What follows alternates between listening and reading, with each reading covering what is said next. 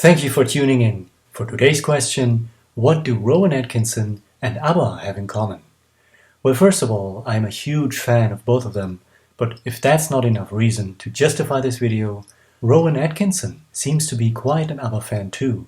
Over the years, I saw more and more connections between his projects and the music and legacy of ABBA.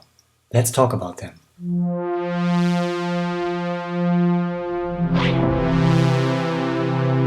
Hey!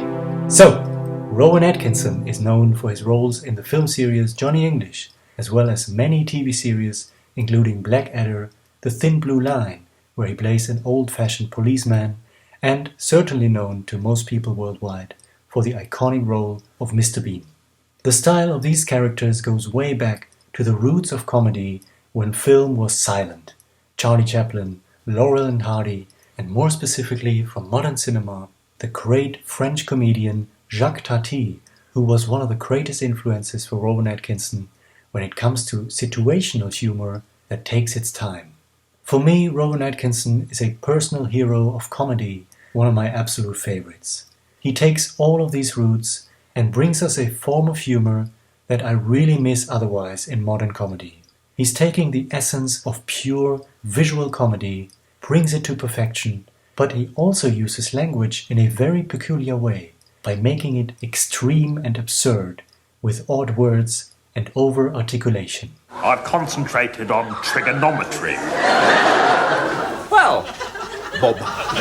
So his focus is on visuals as well as on sounds, and those two features are really essential for ABBA too, with completely different outcomes of course. They bring that mix of perfected sounds and iconic visuals and give us pure masterclass in music.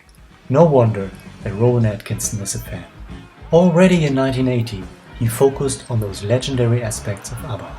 On one of his first TV projects, the sketch comedy show Not the 9 O'Clock News, he was part of an ensemble, and in season 3 they recorded a parody song called Super Dupa.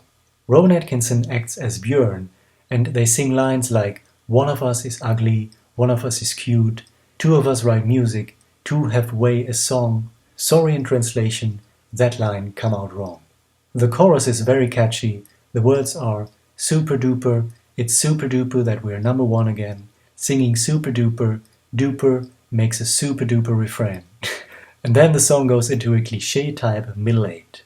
The song is an obvious parody of ABBA's Super Trooper, which was released just 1 month before. It is often said that the song also mocks ABBA's One of Us, because of the opening lines, "One of us is ugly, one of us is cute." One of us is ugly, one of us is cute. One of us you'd like to see in her birthday suit. But of course by that time, that song hasn't even been written yet. So this is either complete coincidence, or Björn was perhaps slightly inspired by this parody. The track was released as a B-side in 1981 to an equally extremely catchy A-side called I Like Trucking, which was co-written by Rowan Atkinson. In 1997, Super Duper made it onto an ABBA bootleg CD, and another bootleg went even further and took the song's title for its name. It's not surprising, the song does catch typical trademarks of ABBA's music, but of course in a completely exaggerated way. It was written by Howard Goodall, who wrote the music for most of Rowan Atkinson's most well-known films and series, including the famous opening song for Mr. Bean. And Super Duper was also written by Richard Curtis.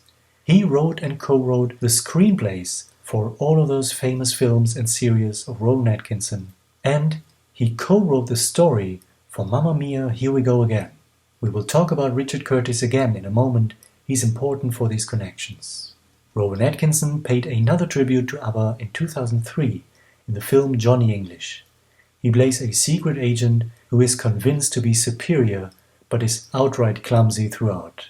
But Johnny English is also subliminally portrayed as being an ABBA fan.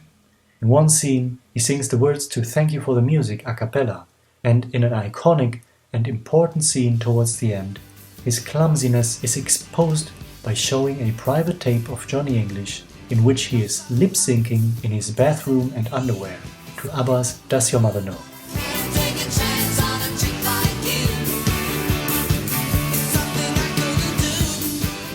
Now, I think it can be assumed that this admiration from one artist to the other could be mutual. There are quite a few movies featuring ABBA's songs, but Björn and Benny usually do not give permission to also include ABBA's songs on the soundtrack CDs for those films. There are only very few exceptions: Muriel's Wedding, The Adventures of Priscilla, Queen of the Desert, Summer of Sam, as well as Johnny English, where you can find Does Your Mother Know on the soundtrack CD too.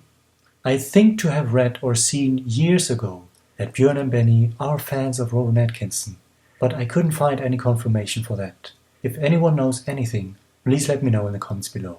Just recently, we talked about celebrities attending ABBA Voyage since it has opened. Rowan Atkinson seemed to have not been there yet, but with all these paths crossing, let me mention that the lead actress of Johnny English, Natalie Imbruglia, was one of the celebrities visiting the grand opening of ABBA Voyage in May 2022. And finally, with the album release of Voyage last year in November, ABBA received the Lovey Lifetime Achievement Award, which was accepted by Björn. We thank you for the award, Lovey. And that award was given to ABBA in a most beautiful speech by none other than Richard Curtis, the friend and screenwriter of Rowan Atkinson. I was so thrilled when he told the story how, for his birthday, Rowan Atkinson took him to see ABBA live at Wembley Arena in London. He mentions it was his 21st birthday, but he was born in 1956, which would take us to 1977. He surely must have meant his 23rd birthday, since he was born on the 8th of November, which was one of the dates when ABBA played Wembley in 1979. And that takes us back to where we started just 1 year before Rowan Atkinson would rise to fame in that early sketch show, where he would pay tribute to ABBA for the first time with Supa Dupa, which was co-written by Richard Curtis. What do you think of Rowan Atkinson? Do you have favorite films or series of him? For me, this was just a fun video to do. I love Rowan Atkinson, I love these connections. So, when I was in London for ABBA Voyage in May, I also took the opportunity to visit some of the original locations where Rowan Atkinson and his crew shot scenes for Mr. Bean. I would love to share that with you very soon, but next time, as promised, we will be traveling to Berlin in Germany to visit some of the locations where ABBA was, more specifically Agneta, in the late 60s. Thank you again for tuning in. Alright, until then, hey do!